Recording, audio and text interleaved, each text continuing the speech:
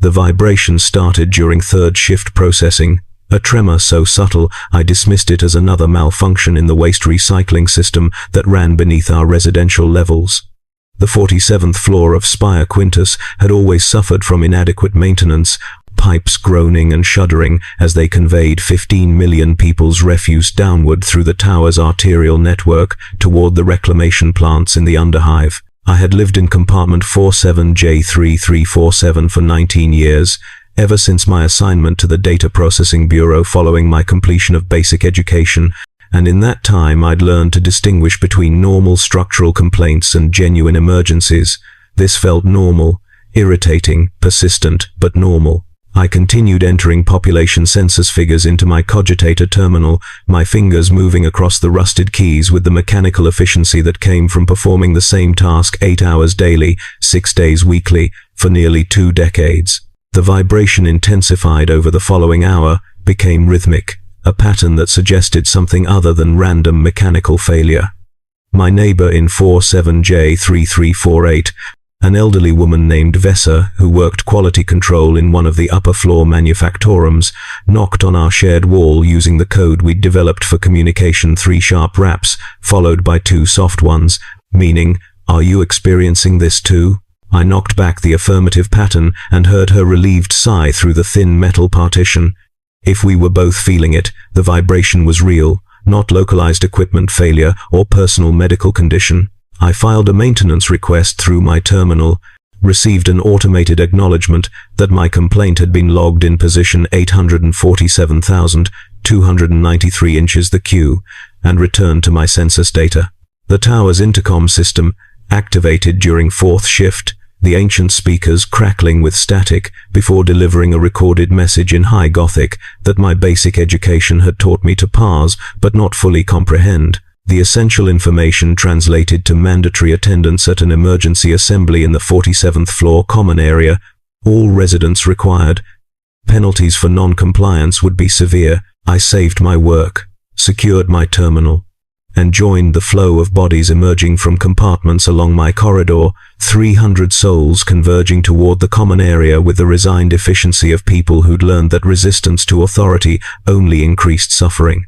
The floor supervisor stood on the raised platform normally reserved for prayer services, his face displaying the particular exhaustion that came from being middle management in an organization stretching from subsurface to stratosphere, responsible for everything and empowered to fix nothing.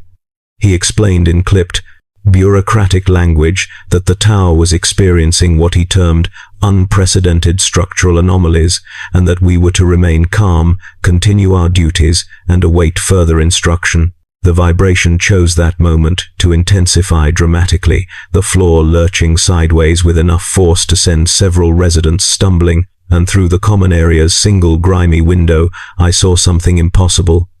The neighboring tower, Spire Quintus, which had stood exactly 300 meters to our east for the 8,000 years since the Hive's founding, was now noticeably closer, perhaps only 200 meters distant, its bulk filling the window's frame where previously sky and smog had been visible. Someone screamed, a wordless sound of animal terror that sparked immediate panic in the assembled residents. The supervisor shouted for order, his voice cracking as he invoked the Emperor's name and threatened Arbite's intervention. But the crowd's fear had momentum now, people pushing toward exits, demanding explanations, some praying loudly, while others wept or stood frozen in shock. I remained still, watching the neighboring tower through the window, trying to process what I was seeing. Towers didn't move. Spires were foundations, permanent structures anchored to bedrock kilometers below, supporting populations of 50 to 80 million souls each. The engineering required to make such a structure mobile was beyond anything I'd encountered in my 19 years of processing architectural census data. The supervisor managed to restore partial order by threatening to seal the floor, trapping us in the common area indefinitely, and fear of confinement proved stronger than fear of the impossible. The crowd settled into uneasy silence while he consulted a data slate that presumably contained instructions from higher authority. His face went through several colors as he read, settling on a gray-green that suggested nausea or terror or both. He announced, his voice hollow, that the tower was indeed moving, that all Hive spires were moving, that this was by design rather than catastrophe, and that we were to return to our duties and maintain productivity while the relocation occurred. He couldn't or wouldn't explain where we were relocating to, or why, or how long the process would take, simply repeated that we must remain calm and continue serving the Emperor's will through our assigned functions. I returned to my compartment and my cogitator, but concentration proved impossible. The vibration had evolved into actual motion, a swaying that made my terminal's display swim sickeningly, text blurring as the tower rocked like some immense ship at sea. I'd never seen an ocean, had never left the Hive, my entire existence contained within these walls, but I'd processed census data from maritime worlds and understood the metaphor. We were sailing, our tower transformed into a vessel, traveling across what medium I couldn't begin to guess. The window in my compartment offered only views of other towers, all of them moving now, the entire Hive in migration, billions of souls displaced without explanation or apparent destination. Sleep was impossible that night, not just from the motion but from the sounds metal groaning under stresses it wasn't designed to handle.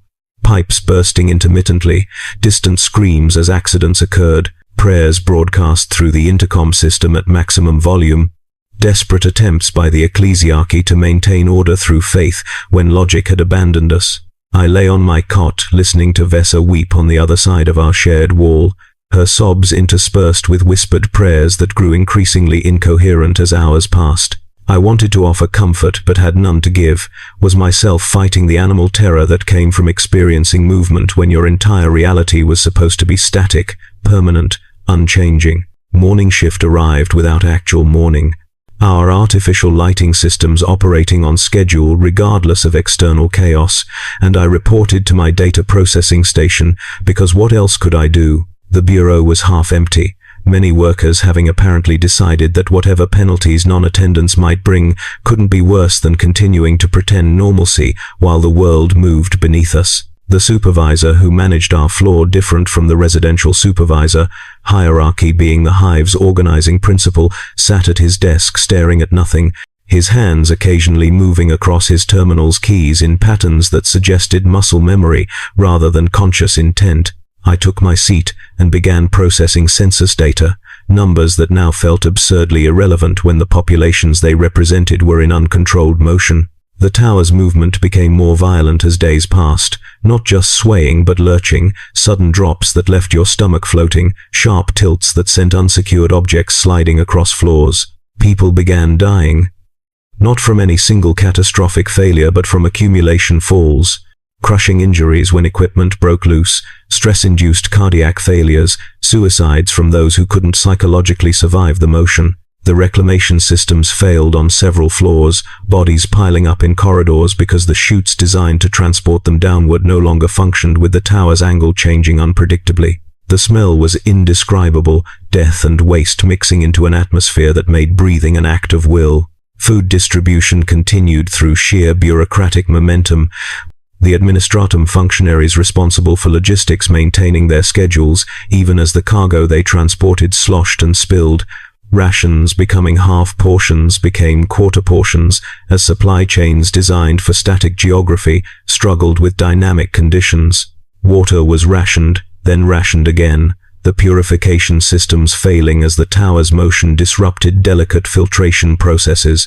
We were given maintenance updates through the intercom system, calm voices explaining technical problems in language designed to obscure their severity, assuring us that repairs were ongoing and full functionality would be restored shortly, the word repeated until it lost all meaning. I continued working because work was structure, was purpose, was the thing that separated humans from animals in the Imperium's ideology. I processed census data for populations that were probably dead, recorded births and deaths that might never be verified, maintained documentation for a society that was dissolving around me. My fingers moved across the keys, entering numbers, generating reports that no one would read, filing them in archives that might not survive whatever journey we were undertaking.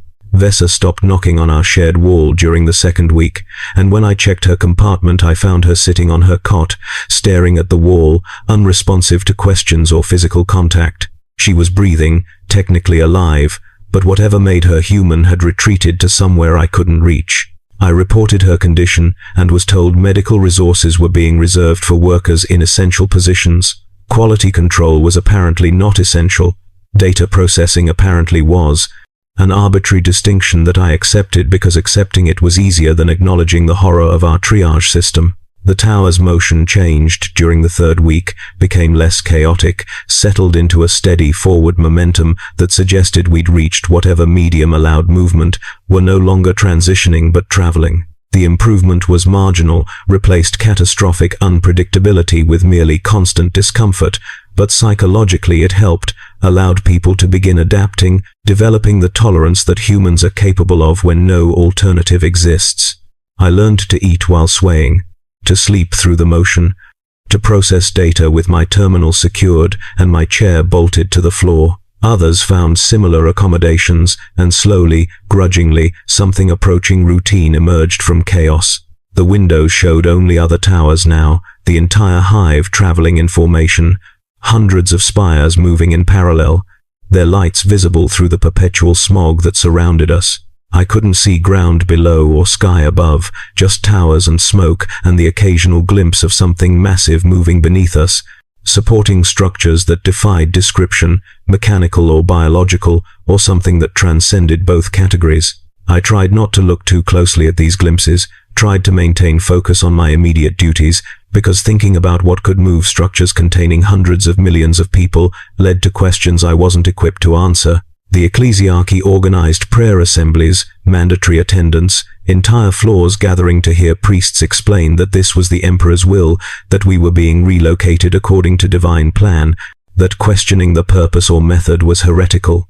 The prayers were desperate, frantic, priests shouting liturgies over the sound of groaning metal and human misery, their voices hoarse from constant use. I attended and recited the responses automatically, my mouth forming words while my mind processed census data, maintaining two realities simultaneously, because committing fully to either would have been unbearable. Vesa died during the fourth week, her body's autonomic functions ceasing without apparent medical cause, as if she'd simply decided that continuation wasn't worth the effort. I reported her death and was instructed to move her to the corridor for collection, the reclamation systems having been partially restored. I dragged her body outside my compartment, arranged her as respectfully as possible, and returned to my terminal. Her compartment would be reassigned within days, someone else moving into space that still smelled like her fear and resignation. This was efficiency, was necessity, was the only way to maintain population density when millions were dying. The tower's destination remained unknown.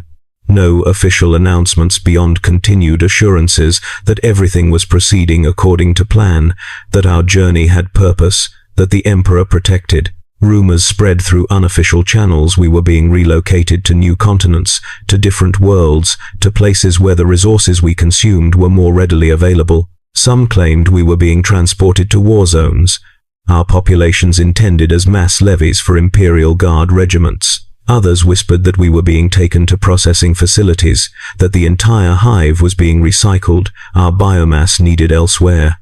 I didn't believe any specific rumor but couldn't dismiss them entirely, operated in a state of agnostic dread where all possibilities seemed equally plausible. My work continued, automated at this point, my consciousness barely engaged while my hands moved through familiar patterns.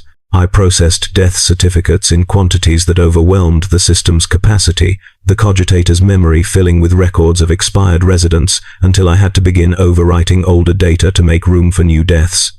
I was erasing history to document current losses, destroying evidence of people who'd lived and died decades ago to record those dying now, a metaphor so obvious I couldn't even appreciate its elegance. The tower began slowing during the 6th week. The forward momentum gradually decreasing, replaced by more complicated motion, turning and adjusting as if maneuvering into position. Through the windows, other towers were performing similar movements, the entire hive reorganizing itself according to some pattern I couldn't perceive from my limited vantage point. The motion stabilized eventually, came to something approaching stillness. The first true stillness we'd experienced since the journey began, and the absence of motion was so profound I felt disoriented, my inner ear insisting something was wrong when actually everything had returned to right. The intercom system activated, and this time the voice was different, not local supervisors but someone from higher authority, perhaps Hive Command itself, speaking in High Gothic so formal I caught only fragments. The essential message was that we had arrived, that the relocation was complete, that normal operations would resume. We were instructed to return to full productivity, to repair damages, to rebuild what had broken. No explanation was offered for where we'd gone or why, simply instructions to continue serving the Emperor's will in our new location. I completed my shift, filed my reports, secured my terminal, and walked to the common area where the windows offered broader views. What I saw defied immediate comprehension. We were no longer in the landscape I'd known, the industrial wastes and ash plains that had surrounded our hive. Instead, we occupied what appeared to be a massive canyon, walls of red stone rising on either side, our towers arranged in neat rows like some vast urban garden. The sky visible between spire tops was different too, no longer the chemical yellow-grey I'd known, but a deep purple, wrong somehow, the color suggesting atmosphere, but not any atmosphere that supported human life without significant technological mediation. Other residents gathered, murmuring, pointing, their voices a mix of wonder and fear. Someone claimed we were on a different world entirely, transported across the void without ships or announcement. Someone else insisted we'd simply moved to a different region of our original planet, that the purple sky was just local atmospheric conditions.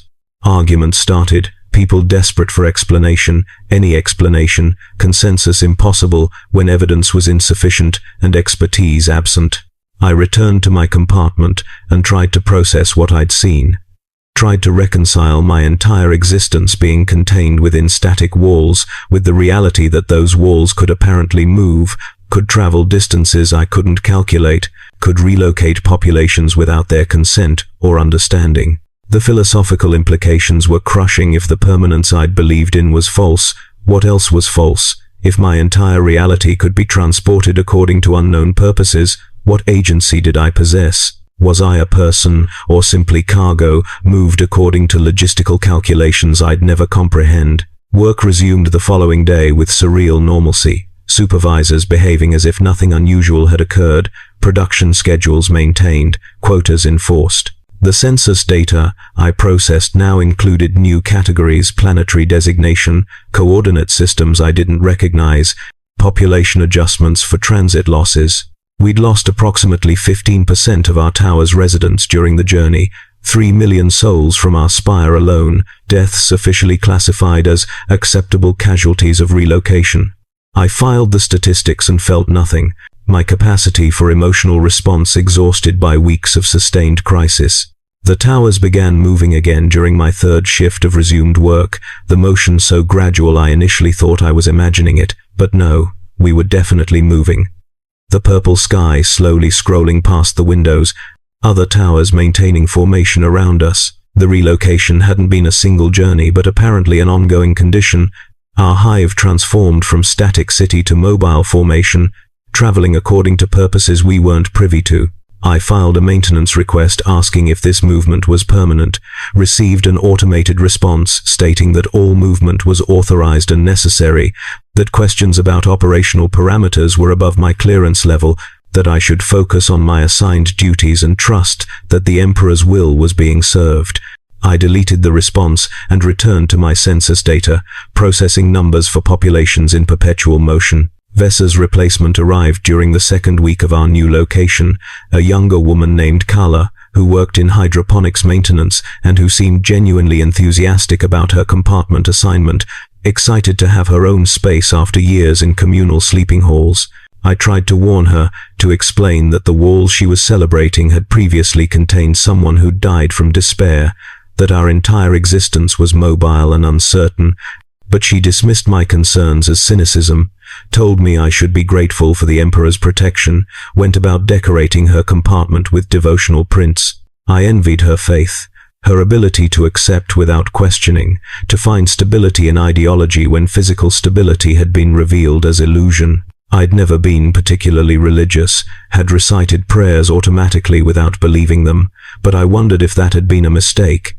If faith might have provided the psychological armor I lacked. Kala seemed genuinely happy despite our circumstances, singing hymns while she worked, smiling at neighbors, participating enthusiastically in prayer assemblies. Perhaps ignorance wasn't just bliss but survival strategy. Perhaps those who questioned least endured best. The movement continued. Our hive traveling across landscapes. I glimpsed through windows during breaks, red deserts, black forests with trees that grew metallic rather than organic, plains covered in structures that might have been ruins or might have been natural formations, geography that suggested worlds I'd never learned about in basic education. We were touring alien planets, or perhaps single planet with impossible diversity, populations of billions displaced according to calculations that factored us as resources rather than people. My work evolved to accommodate our mobility, census categories expanding to track not just population numbers but migration patterns, resource consumption adjusted for variable gravity and atmospheric conditions, birth rates declining as reproductive systems failed to function properly in constantly changing environments. I processed data documenting our species' struggle to survive in conditions we weren't evolved for, population statistics becoming gradual extinction metrics. The tower's motion became permanent backdrop to existence, something you learned to ignore the way you ignored the sound of air recyclers or the smell of chemical toilets. Children born during our travels knew nothing else, developed differently than those born in stability. Their balance systems adapted to constant motion, their psychology built around impermanence. I processed their birth certificates and wondered what kind of adults they'd become, what civilization would look like when raised in perpetual displacement. Years passed, measured not by planetary rotation, but by work shifts completed, census data processed, reports filed. I grew older, my body deteriorating from poor nutrition and constant stress, my hands developing arthritis that made keyboard operation painful. I requested medical intervention and was told resources were being reserved for younger workers, that my productivity had been sufficient, but I was entering the age bracket where replacement became economically preferable to maintenance. I understood, had processed enough demographic data to know how the calculus worked, didn't protest. The movement continued, our hive traveling endless circuits across landscapes. I stopped trying to catalogue, the purple sky occasionally giving way to green or orange or colors I had no names for, suggesting multiple worlds or perhaps dimensional variation I couldn't comprehend. The towers swayed and groaned, and people lived and died, and the administratum maintained its documentation, processing forms and filing reports about populations in perpetual transit. I am writing this during what I estimate is my final shift, my hands barely able to operate the keys, my vision failing, my body informing me through various pains that continuation is becoming impossible. Tomorrow I'll report to medical, will be processed for reclamation, my biomass recycled into nutrients for populations I'll never meet, my housing reassigned to someone younger who'll work my terminal and process census data for migrations that may never end. This is efficiency, is necessity, is how the Imperium functions. What happens when your hive tower suddenly begins to move is that you adapt, because humans always adapt, will survive in conditions that should be impossible if survival means maintaining whatever fragment of existence authorities permit. You continue working because work is the only constant when everything else becomes fluid. You process data documenting your own obsolescence and file it according to proper protocol. You watch through windows as impossible landscapes scroll past and eventually stop wondering why, accept that explanations exist at clearance levels you'll never achieve. The tower sways gently as I write this, the motion familiar now, comforting in its consistency. Through my window I see other towers maintaining formation, their lights marking billions of souls in transit, all of us cargo in some logistical calculation too vast for individual comprehension. Tomorrow, I'll be processed, and someone else will sit at this terminal, will process census data for populations in motion, will wonder briefly about destinations before accepting that wondering changes nothing. This is what happens. You move, you adapt, you serve, you end. The towers continue traveling, and new workers replace old workers, and the data gets processed regardless of who processes it. The Emperor protects, they say. Though protection apparently includes being relocated without explanation, dying without ceremony, contributing your processed biomass to supply chains that feed populations that will themselves eventually be processed. I am finishing this report and filing it according to protocol, Tomorrow I become a statistic, one more death certificate in databases I've maintained for decades.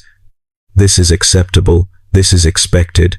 This is how it ends when your tower moves and you move with it, and eventually you stop moving but the tower continues, and someone else takes your place and the Emperor's work proceeds regardless. The motion is constant. The work is eternal. The towers travel on,